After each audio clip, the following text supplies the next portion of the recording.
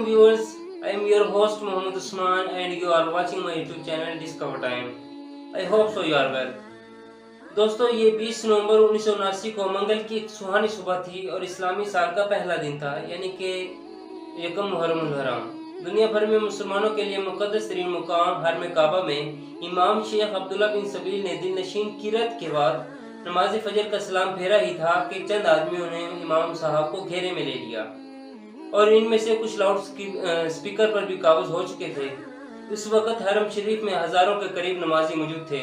हरम शरीफ के इन हमलावरों का सरगना 27 साला मोहम्मद बिन अब्दुल्ला कहतानी था, जिसने 4 साल तक मक्का यूनिवर्सिटी में इस्लामी कानून की डिग्री हासिल की हुई थी। उसका दस्ते रासत जिहान बिन सैफ अल अतीबा था। जिहान बिन सैफ अल अतीबा एक बद्दू कबीले से ताल्लुक रखता था। जिहान अपने साथियों के साथ मिलकर खाना काबा पर हमला आवर हो गया और 20 नवंबर 1979 का ये स्याह तरीन दिन था कि जब हरम पाक पर हमला हुआ और इन लोगों ने 500 साथियों के साथ मिलकर खाना काबा में दाखिल हो गए, वहां के दरवाजे बंद कर दिए और 1 लाख से ज्यादा नमाजियों को यरगमान बना लिया और मस्जिद को अपने ज़ेर इंतजाम ले लिया।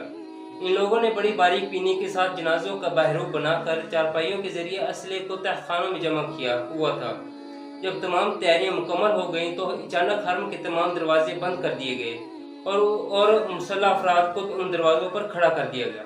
फिर एक आदमी उठा और उसने अरबी में एक बयान किया, एक ऐलान किया कि वो मेहदी, जिसका नाम मोहम्मद बिन अब्दुल्ला था, वो आ चुका है। उस नाम नेहाद मेहदी ने भी माइक पर ऐलान किया कि मैं इस सदी का मेहदी हूँ, मेरे हाथ पर सब बैत कर लीजिए। उस गुमराह टोले ने मुकाम इब्राहिम पर जाकर लोगों को गोलियों के साए तले धमकाते हुए बैत शुरू करवा दी। ये कई सदियों बाद पहला वाक़या था कि आम मुसलमानों के लिए खाना काबा को बंद किया गया था।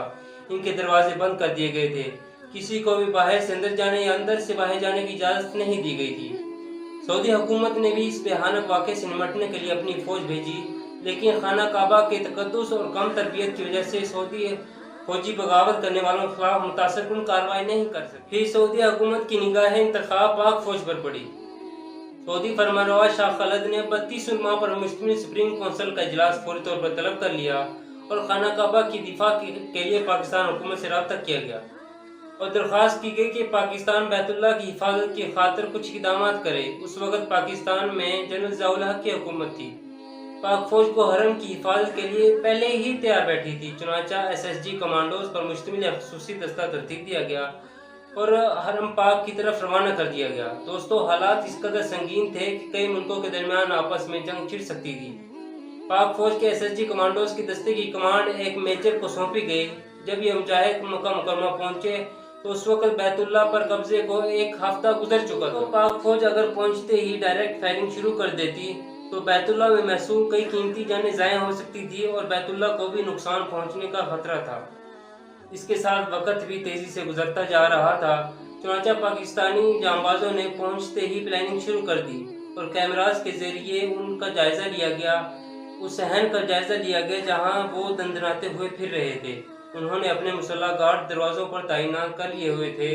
फिर दोस्तों, SSG कमांडो के दस्ते के उस लीडर मेजर के जहन में एक अजीब सी तरकीब जहन में आई। उस मेजर ने अपना रुख सऊदी हुकाम की तरफ मोड़ा और कहा कि खाना काबा के सहन में पानी छोड़ा जाए।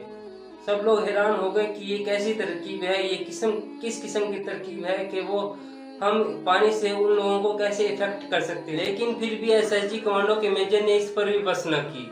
सऊदी बादशाह से हेलीकॉप्टर के जरिए SSG कमांडोज को मस्जिद के सहन में उतारने की इजाज़त तलब की। अब अगर आप जानते हो कि काबा के पास नो फ्लाइंग जोन है, कोई भी चीज़ काबा के ऊपर फ्लाई नहीं कर सकती, मगर इसके भी कुछ तहम्मुल के बाद शाह खालिद ने इसकी भी इजाज़त दे दी। ख़वातीन और हज़रात, इसके बाद असल एक्शन शुरू होता है। SSG कमांडो को हेलीकॉप्टर के जरिए खाना काबा के सहन में उतारा जाने लगा। एक तरफ तो ये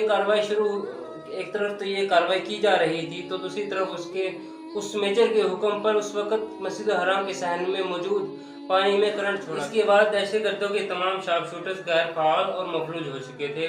पाक फौज के स्नाइपर्स ने फिजा ही में से दहशतगर्दों को निशाना बनाना शुरू कर दिया और उतनी देर में पाकिस्तानी फौज के SSG कमांडोज सहन में उतरना शुरू हो गए। पाकिस्तानी SSG कमांडोज ने उन पर काबू पाया और फौज के इन शेरों ने अपने इस लीडर उस मेजर की क़यादत में गैर मामूली सूरत से तमाम दहशतगर्दों पर काबू पाया। सबको फौरी तौर पर गिरफ्तार किया गया اور تمام یرغمالیوں کو آزاد کر دیا گیا، رہائی دلائی گئی، اور محمد بن عبداللہ القحطانی جس نے امام مہدی ہونے کا دعویٰ کیا تھا اس آپریشن کے دوران ہی ہلاک ہوا۔ یوں اس میجر کی ذہانت اور پاک فوج کی دلیری کی وجہ سے کم نقصان میں بیت اللہ کو آزاد کروا لیا گیا۔ دوستو، کیا آپ جانتے ہیں خانہ کعبہ کو دہشت گردوں سے چھڑوانے والے SSG کمانڈوز کی قیادت کون کر رہا تھا؟ جی ہاں، وہ پرویز مشرف تھا، جو بعد میں آرمی چیف بنا اور ساتھ ساتھ صدر پاکستان بھی بنا۔ اور اس طرح اللہ تعالیٰ نے اس عظیم کام کی سعادت پاکستان کو عطا کی۔ ان حملہ آوروں کے لیڈر جیہان الاتحادی سمیت 60 سے زیادہ شدت پسندوں کو گرفتار کر لیا گیا اور بعد میں جنوری 1980 کو ان کو سزائے موت سنا دی گئی۔ ان 2 ہفتوں کے محاصرے کے دوران مسجد حرام کی عمارت کو تو کچھ نقصان پہنچا، لیکن بیت اللہ کے تقدس مکمل طور پر محفوظ رہا۔ میجر جنرل پرویز مشرف اور پاک فوج کی SSG کمانڈوز کی ذہانت اور دلیری کی وجہ سے پاک فوج کا مرتبہ اور مقام دنیا بھر میں بلند ہوا، اور دشمنان اسلام خصوصاً اسرائیل اور امریکہ کو یہ واضح پیغام چلا گیا کہ اگر بیت اللہ کی طرف رخ کیا گیا تو آپ کا مقابلہ صرف نہیں بلکہ پاکستان سے بھی ہوگا۔ دوستو، یہ اس واقعے کی بدولت تھا کہ سعودی حکام جنرل ضیاء الحق اور پرویز مشرف کی نہایت عزت کرتے تھے، اور جب بھی یہ دونوں حضرات سعودی عرب کا دورہ کرتے تو ان کو خصوصی احترام اور خصوصی پروٹوکول دیا جاتا۔ بہرحال یہ کارنامہ شخصیات سے بالاتر تھا۔ یہ وہ چیز تھی جس نے دنیا بھر میں پاکستان نے نئی عزت کمائی۔ ہم سب کو پوری امید ہے کہ پاک فوج کی یہ داستان آپ سب کو بے حد پسند آئی ہوگی۔ اسی دعا، اسی تمنا کے ساتھ کہ اللہ تعالیٰ مسلمانوں اور پاکستان کا حامی و ناصر ہو، اپنے ہوسٹ محمد عثمان اور اس کی ٹیم کو دیجیے اجازت۔